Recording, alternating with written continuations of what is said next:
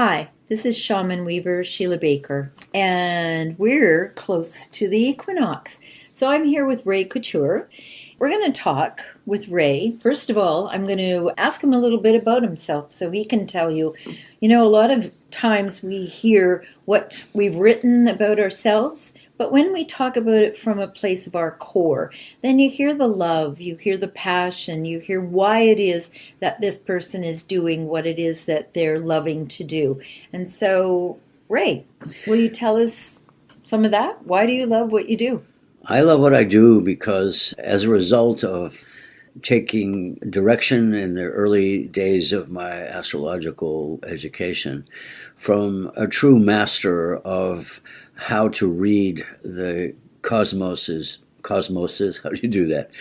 The cosmos has a message, and he didn't deliver the message. He taught me how to read and gave me the sense of the alphabet of the time. So it's such a transformative thing to study it, but it has to be in practice for it to really get through the cranium that this is magic. This is something absolutely clearly that the cosmos and I are one and the same. And that's why I stick with it. It's unification. Oh, yeah. Now, the ego, of course, doesn't exactly stick to that very often because sometimes it has to do things it doesn't like. And so those are what we call hard times. And the good times are when the ego is satisfied, but it turns out the exact opposite is true. When the ego is having a hard time, the spirit is making progress. Haha. So those challenging times that we all have. I just did a little video with a gnarly root that was driftwood, and it bent around and it twisted and it went around a stone. And we think, oh, there's an obstacle here, and oh, that's it, I'm going to quit. But that stone didn't stop the tree root. No. And so that's a little like the ego and the higher self. And the thing about it is that those vines that are growing in around all around it and so forth, as a unified field of energy, is developing a picture within itself of knowing what this thing is and the shape of it and all, and everything else that they're connected to then begins to understand that there's nothing there for us. And it's a little bit like shape-shifting, isn't it?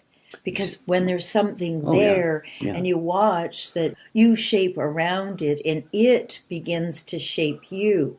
Well, that's another part of astrology because the whole idea of astrology, as people have come to understand it, seems to be some sort of like the string of rays that are coming down from the heavens and so forth. And then there's a big argument over which star is more important than others. That's all egoistic projections. The energy that you come into contact with is in a sort of quantum entanglement state. Saturn, for instance, is not only a wave in the form of its orbit, but it's also become a particle, and any particle that, or wave, either one, that is within you, there is a Saturn within you that is entangled with the Saturn in the sky. There is a cycle that develops within the human being that's really fundamentally based on that Saturn cycle, which we could get into a lot of detail, but you see the connection that as above, so below is not just a saying, it's a reality. So how do people make that useful and practical in their everyday lives?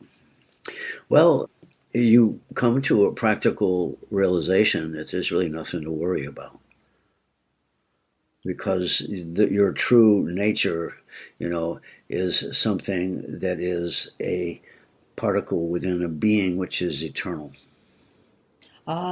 So the soul. You ride with that particle, you call it soul. Whatever it is that it is, when you call it something, that doesn't make it that. The ego is doing the calling, but the thing that it's sort of labeling is something magnificent and eternal.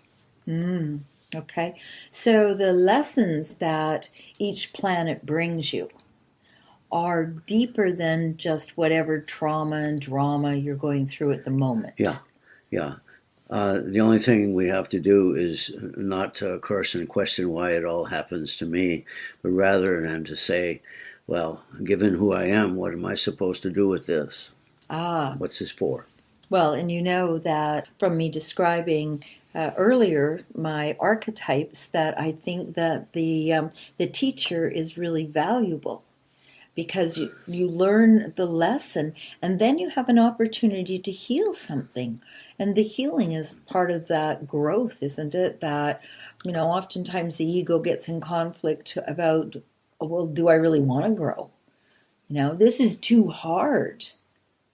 So, what in the stars is there to help you with that? Well, there are all of those planets that are orbiting beyond the orbit of Saturn. Because for the ancients and all of their wisdom, for whatever that was worth at the time, it was a mythological connection to a spiritual beyond. But it was based on only knowing as far as Saturn. And Saturn's range or era or age was an age of corruption, control, power, separation, a lot of bureaucratic kinds of things in its own ancient mannerisms. And then during the time that just preceded the American Revolution, which started a whole, didn't start, but was happening during a whole period of worldwide revolutions, and Uranus was just discovered. So we began to understand that we're part of something much bigger than ourselves, that we're connected to something that is beyond the personal. There's a societal connection that we're all electrified and part of, whether we like to understand that or not.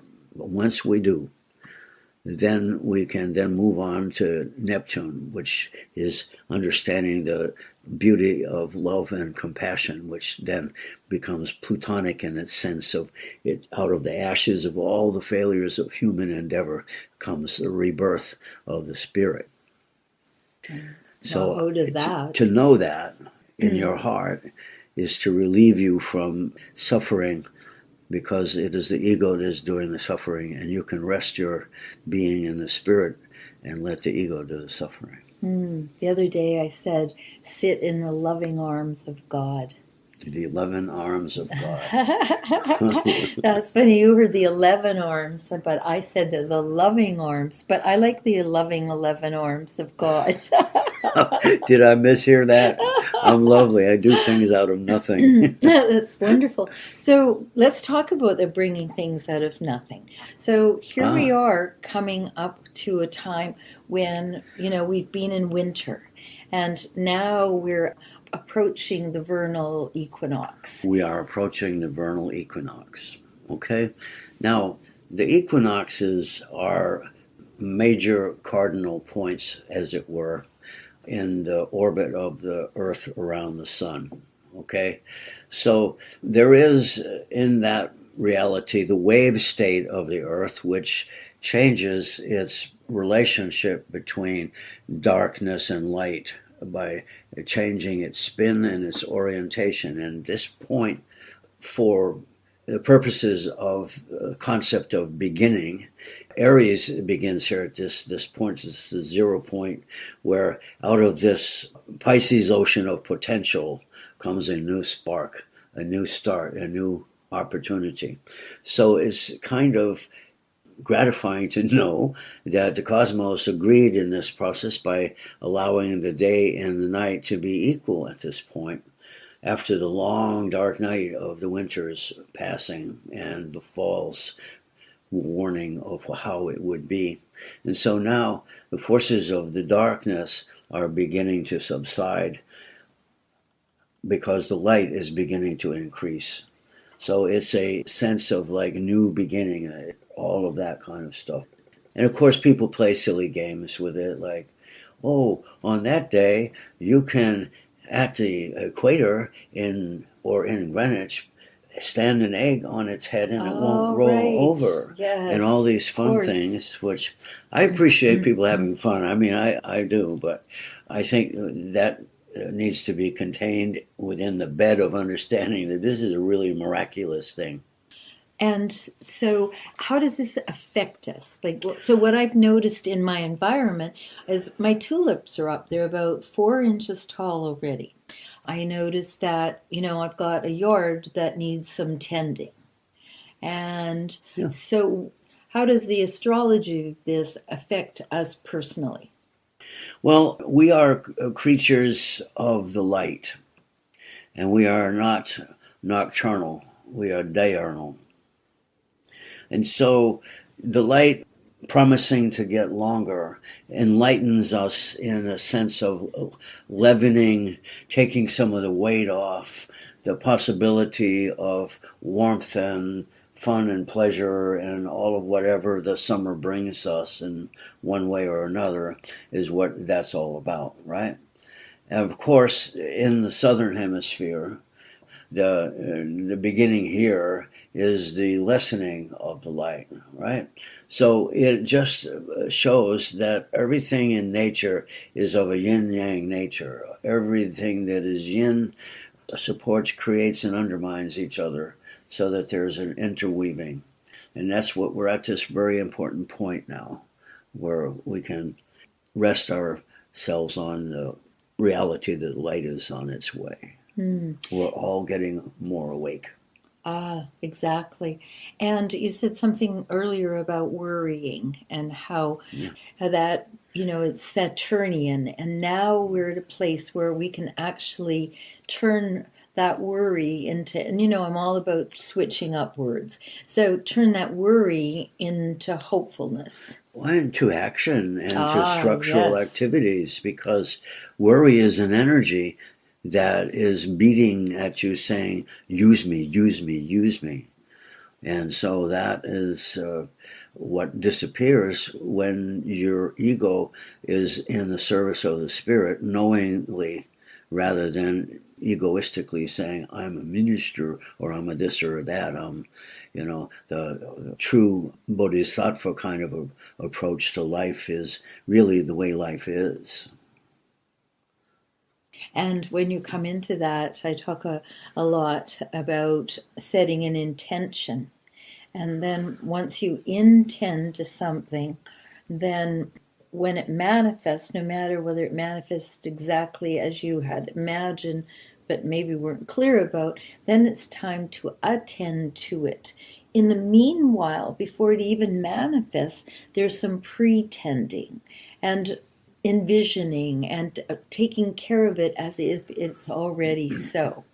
So is there some things that in the beginning, it's this balance point that we're at with the equinox? Is there something that you can suggest to people that they look for, they do, or? Well, it's a seed point, the equinox. Beautiful, yes. And so the whole beauty of pretending is involved in creating an intention, and intention is really nothing but a meme that is a seed that will grow on its own. It just needs to be planted. Oh, that's awesome. Thank you. All right. So, is there anything else that you want to add for today? You got some time? So one of the things that I know, Ray, about you is that you enjoy giving information to people in a way that they can understand it. I do. That's the reason I enjoy it, because part of what my mentor taught me is how to translate it into human language, which is like how humans experience life. You have to touch upon their own experience in order to be able to explain to them what is their astrological configuration, so that it's not just some kind of a parachute in the sky, but rather what makes my heart beat and how I'm put together psychologically and spiritually and politically and every other kind of way in terms of my seed potential. How much of that I can put together is just a step in the process, because it's a forever thing. and you'll always be. There's no point in having a destination. You're already there. Yeah. When you remember that you're just exactly where you're supposed to be, it allows you to be much more present. So how can people get in touch with you? People can get directly in touch with me by sending me an email. And your email address is? That is astro, as in astrology, astroray@gmail. And everybody knows it's .com. Or you can go to my Facebook page, Astrological Perspectives, on Facebook, and you can leave me a message there in the open or just leave it privately or whatever. And for fun, you can go to YouTube on Cut TV YouTube channel and see if you can find a thing where I think it's called Astrological Sign Guesser Ray. It was just a fun thing. I think that's it. My YouTube channel, of course, is just Ray Couture. Awesome. On YouTube, yeah. Okay, well, thank you very much. This was a pleasure. We'll do this again at the turning of the wheel. It's always lovely to do that with you. It's so much fun to be a child at play, making adults do what they're supposed to do. I don't know about the supposed to's. All right, bye-bye, everyone. Bliss.